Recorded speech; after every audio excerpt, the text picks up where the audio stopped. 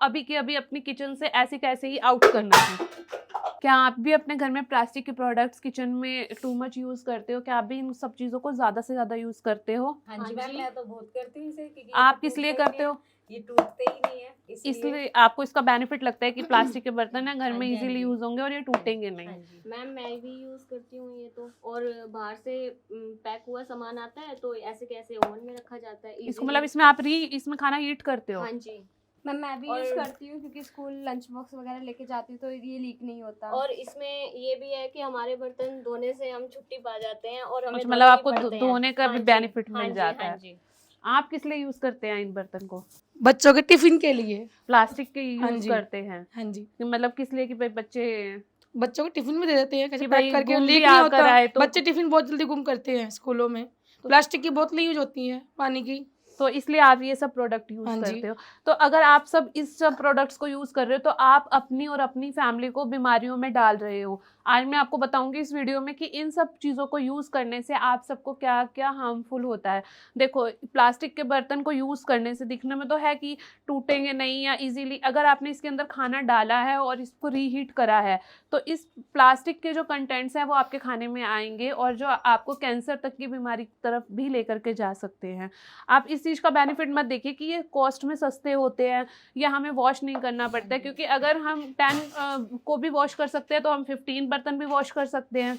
तो इसीलिए काफ़ी ज़्यादा हमें बेनिफिशियल रहता है। इन सब चीज़ों को अपनी किचन से आउट करो। इसके बदले अगर आपको खाने को रीहीट करना है तो आप बॉन चाइना के बर्तन यूज़ कर सकते हो, और मेलामाइन भी आजकल बहुत अच्छा चल रहा है, या स्टील के बर्तन भी हैं, टिफ़िन भी हम स्टील के आजकल लीक प्रूफ आ रहे हैं वो ले सकते हैं। और जैसे बच्चे प्लास्टिक के बर्तन जाकर गुम कराते हैं तो उनको भी हम थोड़े से रीजनेबल प्राइस के स्टील के अच्छे कंटेंट टिफिन दे सकते हैं। बच्चे तो नहीं मानते ना, बच्चों को तो टैटू चाहिए, स्टिकर चाहिए उसके ऊपर तो प्लास्टिक वो तो आजकल सब कुछ स्टील के अंदर भी आ रहा है। आप उनको हेल्थ के बेनिफिट्स बताओ ना। अगर मान के चलो आप प्लास्टिक में टैटू वाला दे दोगे, टैटू उनकी हेल्थ को तो नहीं ठीक करेगा ना। जी हाँ जी। वो तो स्टील का ही लंच बॉक्स कर सकते हैं और इजी टू कैरी भी होता है। अगर हम लीक प्रूफ ले लेते हैं तो वो खाने को इधर उधर भी नहीं बिखेरता है। अब जैसे जैसे अगर हम हेल्थ की तरफ जाएंगे तो ये जो है प्लास्टिक के कंटेनर्स हमारी बॉडी के लिए जहर है।